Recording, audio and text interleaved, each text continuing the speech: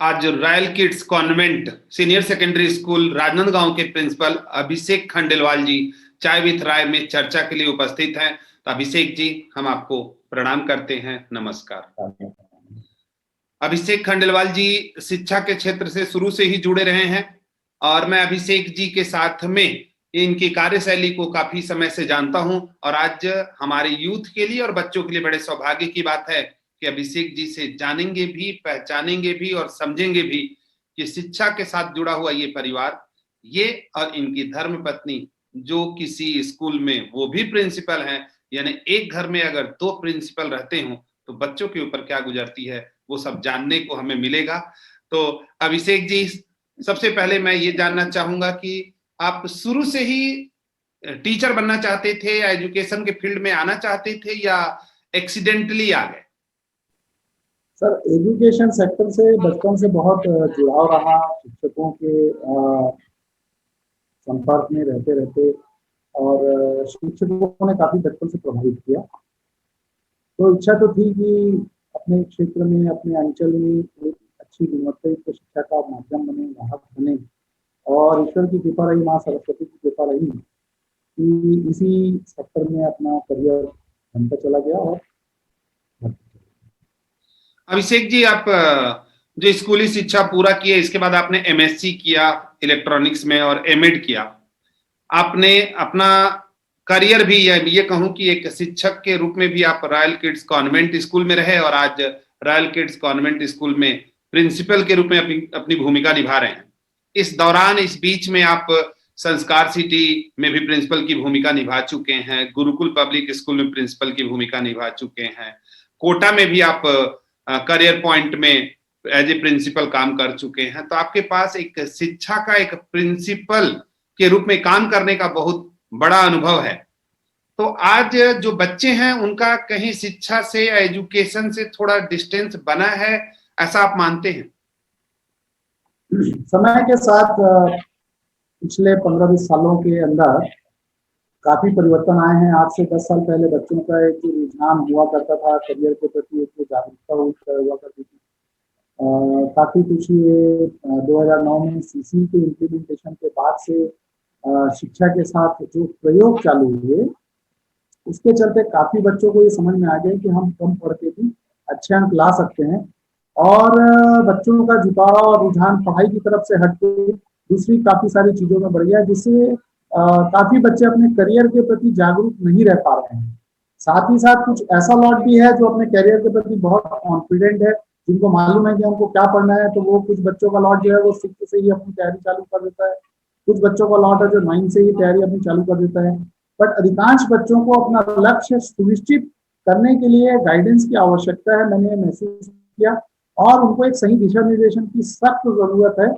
पूरे न सिर्फ छत्तीसगढ़ में बल्कि छत्तीसगढ़, मध्य प्रदेश, राजस्थान, महाराष्ट्र, इन सभी स्टेट्स में मेरा अनुभव ये रहा वेरियस टीचर्स ओरिएंटेशन प्रोग्राम्स के दौरान, डिस्टेंस काउंसलिंग के दौरान, कि बच्चों को काफी ज्यादा काउंसलिंग एंड गाइडेंस की आवश्यकता आज के युग में है, क्योंकि डिस्ट्रैक्शंस बढ़े हैं। यह एक सत्य सत्य है, डिस्ट्रैक्शंस बढ़े हैं और बच्चों को एक निष्ठ लगन के साथ अध्ययन करना चाहिए, उसमें थोड़ी सी कमी देखने में आ रही है। लेकिन अभिषेक जी, जो आपका समय था और जो आज का समय है, आज तो करियर में बहुत सारी अपॉर्चुनिटी भी है। बच्चा डांस में भी अपना करियर बना सकता है, गाना गाने में भी करियर बना सकता है, यहाँ तक कि अगर वो अच्छे लोगों को हंसा सकता है, मिमिक्री कर सकता है, उसमें भी करियर बना सकता है। तो करियर की ऐसी बहुत सारी अपॉर्चुनिटी या बहुत सारे अवसर मिले, इस बारे में आपका क्या कहना है? बच्चों की इच्छा अनुसार उन्हें जाने देना चाहिए या जो प्रेशर पेरेंट्स का पड़ता है उस प्रेशर पे जाने देना चाहिए? बहुत शानदार प्रश्न किया है सर आपने। द थिंग इज दैट कि बच्चों को स्वाभाविक छूट तो देनी ही चाहिए। जिस क्षेत्र में उनका रुचि है, जिस क्षेत्र में उनका इंटरेस्ट है, they should be given the proper direction, they should be given the proper counselling and coaching. अभी ये वाक्य बोलने में बड़े हमें अच्छे लगते हैं कि बच्चा आर्ट एंड क्राफ्ट में भी अपना करियर बना सकता है, बच्चा डांस में या सिंगिंग में भी अपना करियर बना सकता है।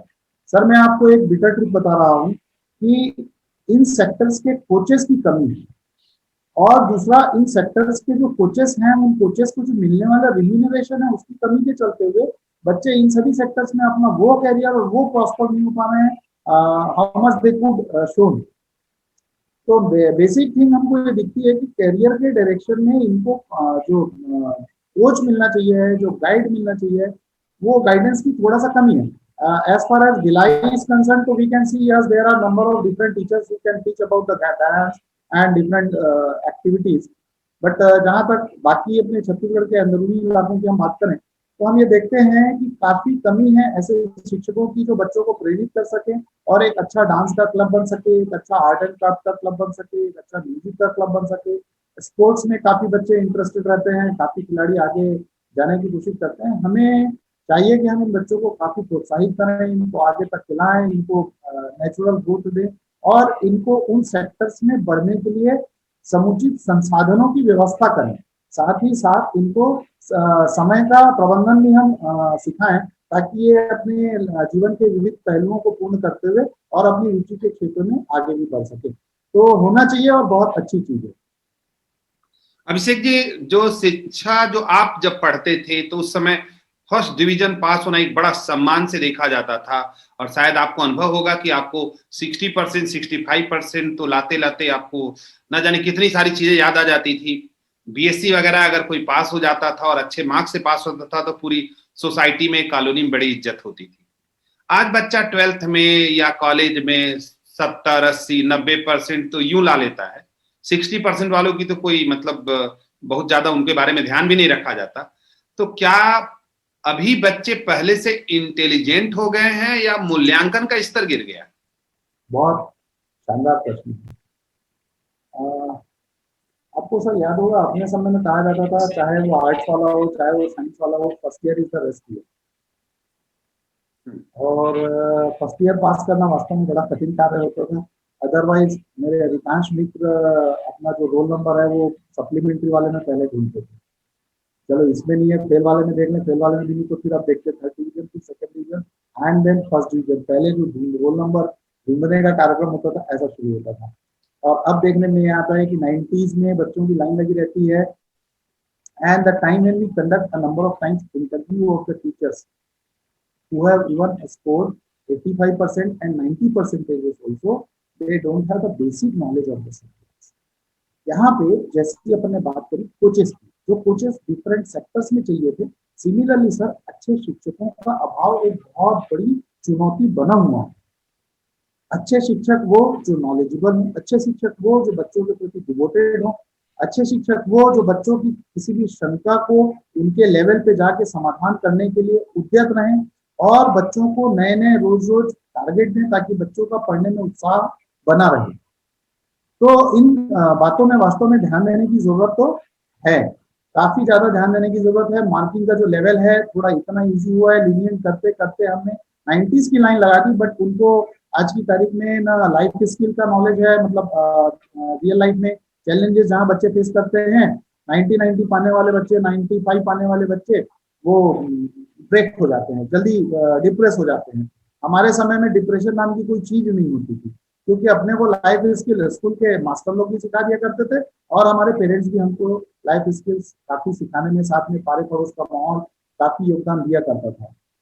आज की आधुनिक परिवेश की जो जीवन शैली है उसके चलते, जिसमें कि बच्चों को कम से कम स्ट्रेस दिया जाए, बच्चों को स्ट्रेस में ना रखा जाए, ऐसी जो अप्रोच के चलते हम लोग साथ में पैरेलल जो दूसरी स्किल्स उनको सिखाना चाहिए था उसमें हम कहीं ना कहीं पीछे जा रहे हैं। लाइक लाइफ स्किल्स हम लोग नहीं सिखा पा रहे हैं बच्चों को एडजस्टमेंट स्किल्स हम नहीं सिखा पा रहे हैं, बच्चों को क्रिटिकल थिंकिंग हम नहीं सिखा पा रहे हैं, बच्चों को स्ट्रेस मैनेजमेंट की अलग से कोचिंग हम नहीं दे पा रहे हैं, बच्चों को इम्पैथी का नॉलेज हम नहीं दे पा रहे हैं, बच्चों को सिंपल वैल्यूज एंड वर्च्यूज हम नहीं सिखा पा रहे हैं। यदि किसी बच्चे ने कुछ एक टारगेट बना लिया तो वो फिर उस टारगेट के लिए कुछ भी करने को कभी कभी तैयार हो जाता है, बट हम उसको उसी को एजुकेशन के सेक्टर में या उसको किसी लाइफ के प्रति अच्छे एम के तरफ मोल्ड कर पाने में कहीं ना कहीं हम इसमें थोड़ा सा पीछे जा रहे हैं। और यह एक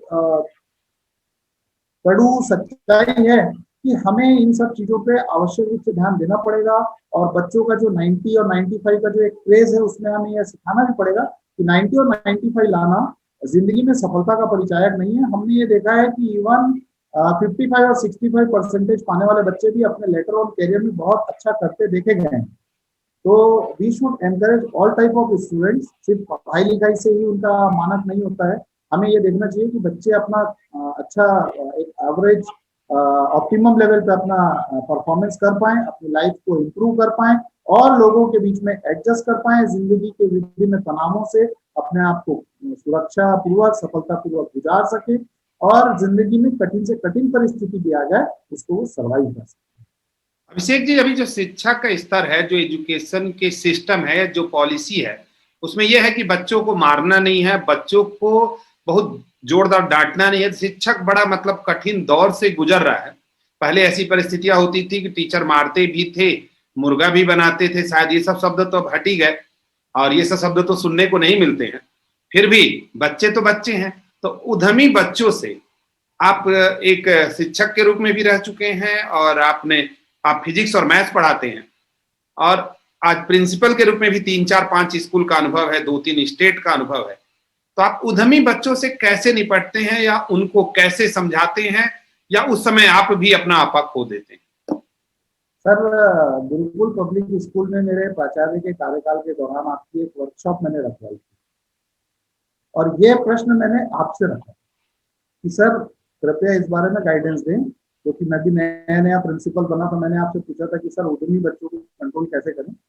तो आपने मुझे 2 मिनट सोच के एक बहुत अच्छा जवाब दिया था कि सर उद्यमी बच्चों को ही अपने सिस्टम में ले आइए, आप उनसे ही कार्य कराइए और ये ट्रिक सक्सेसफुल रही है सर। इवन कोटा जैसी जगह में जहाँ पे कि कई अलग अलग जगहों के, बिहार के, उत्तर प्रदेश के अच्छे बड़े घरों के बच्चे आते हैं, अच्छी हैंडसम फी पे करते हैं और लग्जरियस लाइफ स्टाइल के शौकीन बच्चे हैं, उनको भी हमने वहाँ पे काफ़ी मोटिवेट किया, उनको काउंसिल किया और वो ट्रैक पे बच्चे आए। तो सिमिलरली इंदौर तरफ अपना सब जगह मैंने ये एक्सपेरिमेंट यूज किया और मैंने पाया कि हमको बच्चों को काउंसिल करके चलना पड़ेगा और हमको बच्चों को प्यार से ही उनको विश्वास में लेके उनको अपने ट्रैक में, उनकी अपनी आइडियोलॉजी से, उनको अपनी मेथोडोलॉजी से, मतलब जस्ट नॉट बाय सेइंग ना we will have to make them our follower by our dreams. The child learns by seeing the teacher, not by listening the teacher.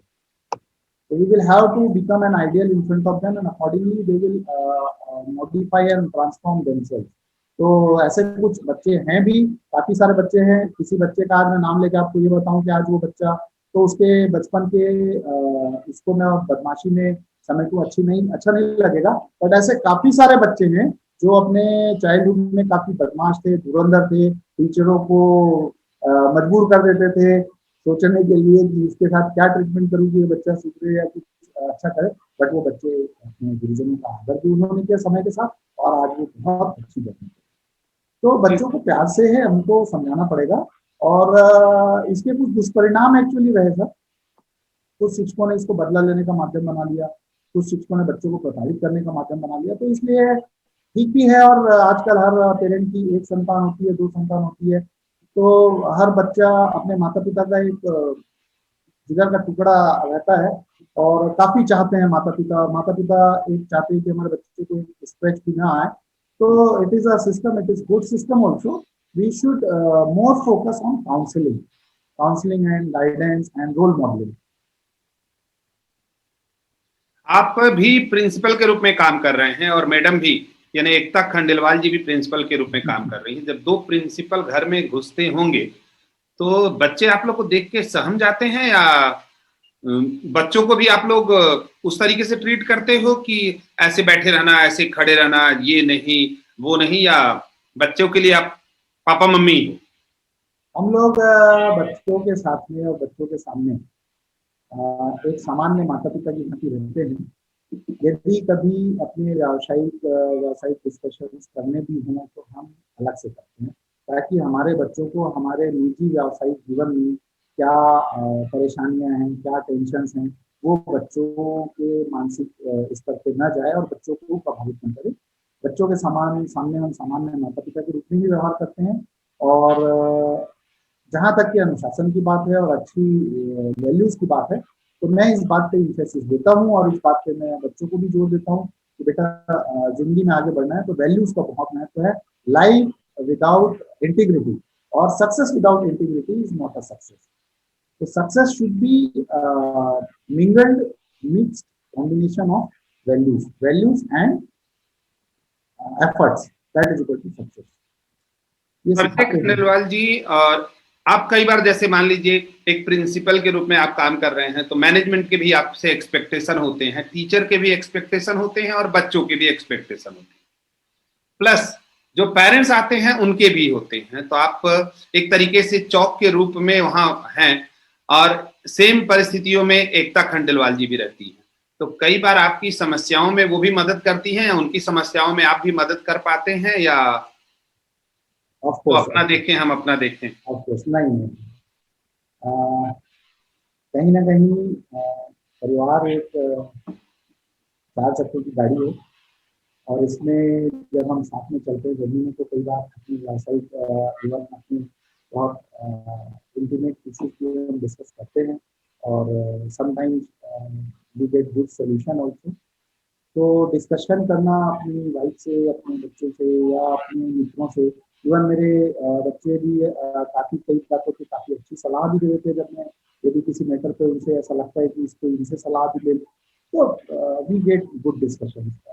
आज की तारीख में इवन कभी-कभी मैं अपने स्टूडेंट्स से भी किसी मैटर पे चर्चा करता हूँ, वो बहुत अच्छी सलाह देते हैं। हम ये ना माने कि आज के बच्चे पूरे सब बिगड़ भी गए हैं, काफ़ी आज के बच्चे ऐसे भी हैं जो बहुत अच्छा कर रहे हैं और बहुत अच्छी तैयारी के साथ में अपने करियर को स्ट्रॉन्ग करने की दिशा में डटे हुए हैं। शिक्षक हरदम सीखता है, हरदम लर्न करता है, चाहे वो किसी भी पद पे जाए। तो निश्चित तौर से अभिषेक जी, आप शिक्षक की भूमिका में हर जगह से बटोरने या सीखने की आदत रखते हैं, और इन आदत के साथ आप अपनी यात्रा को आगे बढ़ाते हैं। अभिषेक जी, आप मूवी वगैरह कभी देखने बच्चों के साथ, या अपने बच्चों के साथ या परिवार के साथ पिक्चर वगैरह देखने जाते हैं? हाँ, अभी तो खैर पिछले साल कोरोना काल के कारण नहीं जा पाए, अदरवाइज हम लोग पारिवारिक पिक्चरों को देखना बहुत पसंद करते हैं, और पूरे परिवार के साथ जाके देखने का एक अलग सुकून महसूस होता है। उसमें एक पारिवारिक रस का निर्माण होता है, पारिवारिक गठजोड़ का स्ट्रेंथनिंग होता है, और साथ में एंजॉय और रिक्रिएशन और एक आउटिंग भी हो जाती है। इसके अलावा कभी-कभी हम लोग बाहर भी जाया करते हैं, family outside excursion and all. तो पारिवारिक टूर भी ज़रूरी है, और परिवार के साथ अपने व्यवसाय के साथ-साथ अपने जॉब के साथ-साथ अपने बच्चों को भी क्वालिटी टाइम देना बहुत ज़रूरी है। तो देना आप पड़ता है। शिक्षा के क्षेत्र में, चूंकि आप ऐसे व्यक्ति हैं जो शुरू से ही एजुकेशन लाइन में आना चाहते थे, और आपके पास में मैं ये कहूँ कि छत्तीसगढ़ के अगर प्रिंसिपल की तुलना करें, तो उस बीच में आप एक ऐसे प्रिंसिपल, एक ऐसे प्राचार्य हैं जिसमें को बहुत सारे स्कूलों का अनुभव है। मैं ये जानना चाहूंगा कि ऐसे कितने लोग हैं? 2-3 लोग ऐसे नाम बताइए जो आपको एक प्रभावित किए हैं, और शिक्षक के रूप में आपने उनसे कुछ सीखा है, जाना है, या उन्हें अपना आदर्श मानते हैं?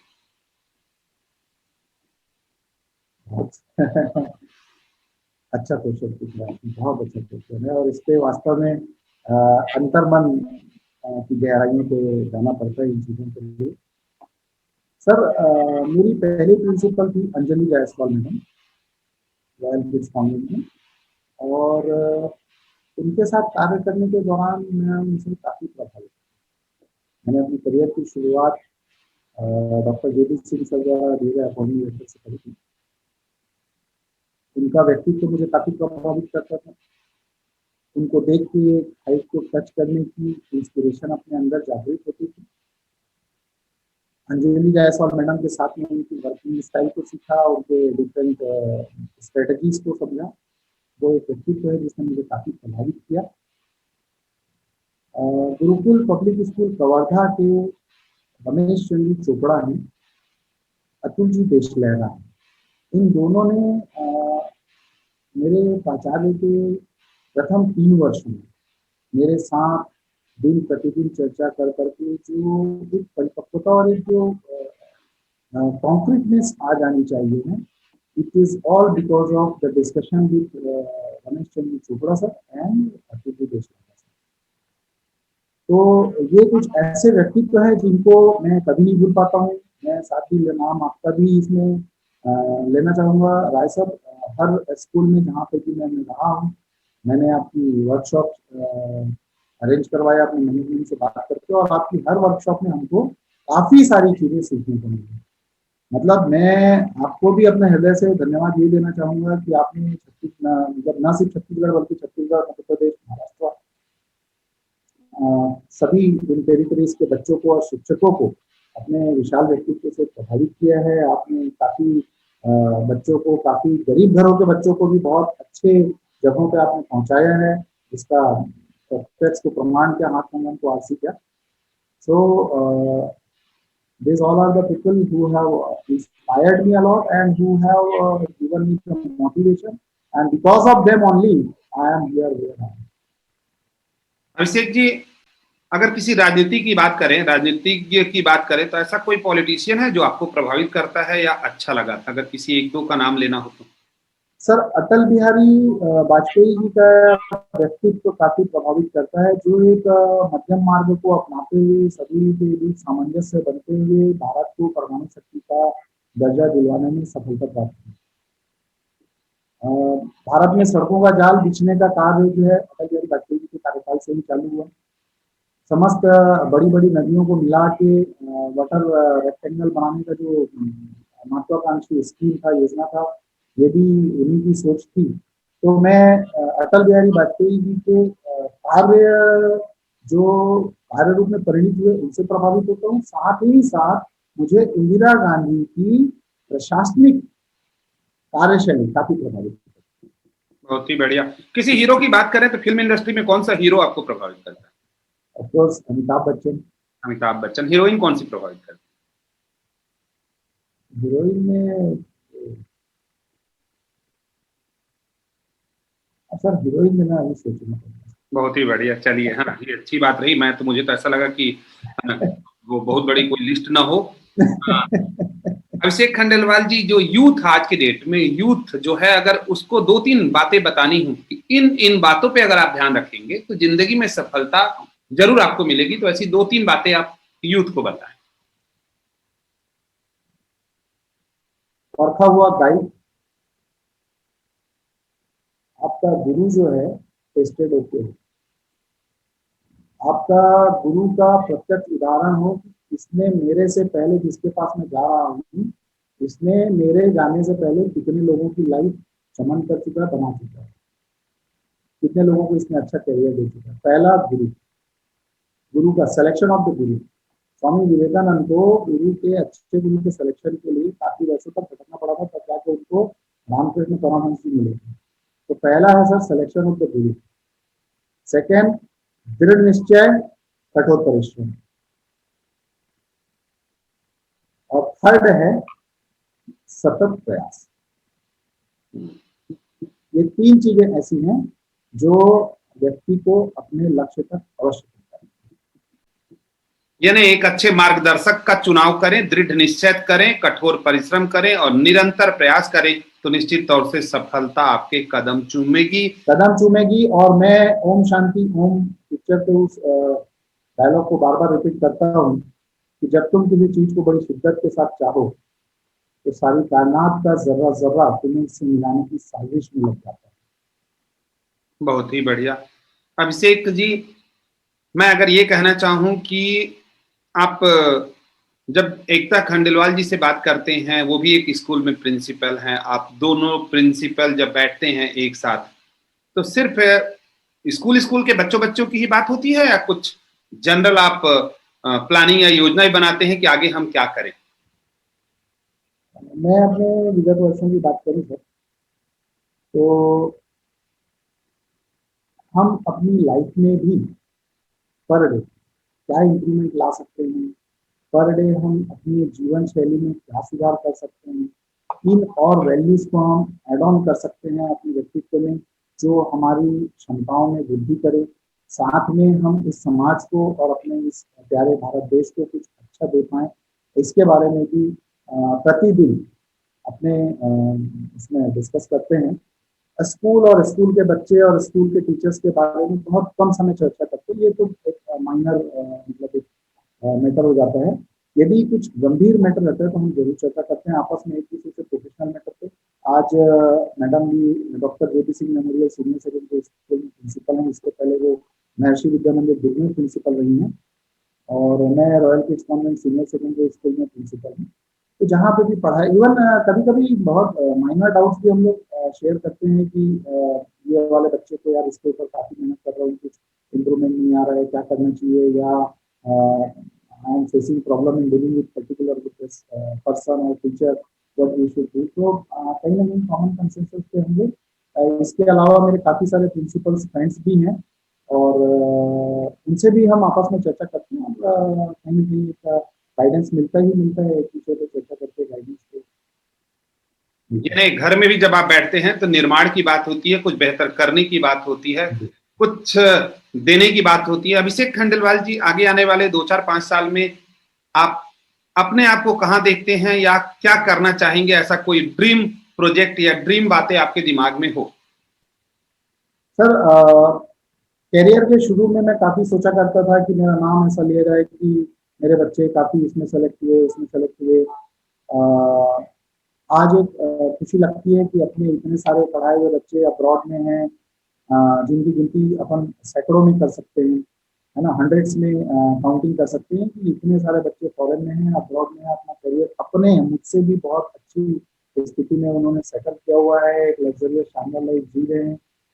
काफ़ी सारे बच्चे मेट्रोपॉलिटन सिटीज में हैं। रही बात आगे के 5 सालों की या 10 सालों की, तो मैं 5 साल और 10 साल के बजाय मैं देखता हूँ कि आगे आज मुझे कम से कम 20 से 25 वर्ष और इस शिक्षा जगत में कार्य करना है और प्रतिदिन मैं कुछ ना कुछ नया चीज ऐड ऑन करता हूँ जो मैं अपने शिक्षकों को बता सकूँ, अपने बच्चों को बता सकूँ, स्टूडेंट्स को बता सकूँ और नया नया एक्सपेरिमेंट, नई नई खोजें, नवाचार, जितने इनोवेशन हैं हम इम्प्लीमेंट करने की कोशिश करते हैं। आपसे इसी मैटर पे एक बात शेयर करना चाहूंगा। आप लोग कि पहले युगांतर पब्लिक स्कूल में क्लास लगा करती थी इंग्लिश के लिए और कम्युनिकेशन स्किल्स के लिए, बहुत शानदार उसका आउटपुट रहा। सर, जैसा कि मैंने बताया कि एक तो मैं लिस्ट लेता हूँ कि कहाँ से मैंने सीखा, तो उसमें एक नाम आपका भी है। उसमें मैं आपको बताऊं कि हमने स्पोकन इंग्लिश पे गुरुकुल पब्लिक स्कूल कवर्धा से काम चालू किया और बच्चों को इंग्लिश के डेली लाइफ में आने वाले सेंटेंसेस और उनका यूजेज और उनका ट्रांसलेशन और उनको how to use and what are the different ways you can say a single sentence, इस पे हमने वर्क किया। बहुत सिस्टमेटिक एक पैकेज बना और आज की तारीख में मैंने अपने हर क्लास टीचर को वो डिस्ट्रीब्यूट कर दिया, मेरा ओन क्रिएटिव पैकेज, जिसमें मैंने अपनी मेहनत लगाई हुई है, सेंटेंसेस लिखे हैं अपने हाथ से लिखे हुए सेंटेंसेस, इसका पूरा फोटोकॉपी अपने क्लास टीचर्स को दे दिया, मेरे क्लास टीचर्स ने इसको अपने बच्चों को दिया और हमने उसका बहुत अच्छा आउटपुट पाया। अपने सेक्टर में, अपने एरिया में स्पोकन इंग्लिश का बहुत लैकिंग है। Our students lag in speaking in English. Spoken English पे हमने बहुत ड्रास्टिक काम किया, हमने बेसिक मैथ्स पे बहुत काम किया है। यदि इसमें एक अनुभव ये भी रहा कि बच्चे कोई भी हों डेवलप कर जाते हैं बशर्ते शिक्षक के जिगर में अग्नि और शिक्षक उनको समय देने के लिए तैयार। सिर्फ शिक्षक का बच्चे से कनेक्ट, एक जो कनेक्शन होना चाहिए, कनेक्ट बैठना चाहिए, जो कनेक्ट यदि बैठ गया आपका प्रॉपर टीचर और बच्चे के बीच में यदि कनेक्ट बैठ गया, तो आप ये मान के चलिए कि बच्चा डेवलप होना ही होना है और बच्चा बेस्ट आगे करेगा ही करेगा। तो इसलिए प्रतिदिन हर शिक्षक को मैं कहता हूँ, हर व्यक्ति को प्रतिदिन 5 मिनट इस पे जरूर देना चाहिए कि मैं कल क्या क्या किया हूँ और आज मैं और क्या क्या अच्छा ऐड ऑन कर सकता हूँ। ना सिर्फ अपने व्यक्तित्व में बल्कि मैं अपने व्यक्तित्व को इतना खुशनुमा बनाऊं कि मेरे व्यक्तित्व की खुशबू चारों ओर फैले और चारों ओर लोग उससे प्रभावित हों और अपने को सब वसूल हो जाता है जब फॉरेन से किसी बच्चे का फोन आता है कि सर आपका ये वाला स्टेप, आपका ये वाला डिजाइन बहुत पसंद आया, आपका फोटो यहाँ पे ये वाला डिजाइन बहुत अच्छा लगा। निरंतर नया सोचने की चाह रखने वाले, निरंतर कुछ नया करने वाले, निरंतर परिवर्तन की तरफ देखने वाले और निरंतर बच्चों को सिखाने की चाह रखने वाले, ये थे अभिषेक खंडेलवाल जी। बड़ी खूबसूरत चर्चा रही अभिषेक जी आपके साथ में। अगले शनिवार हम फिर मिलेंगे किसी नई शख्सियत के साथ। तब तक प्रणाम, नमस्ते।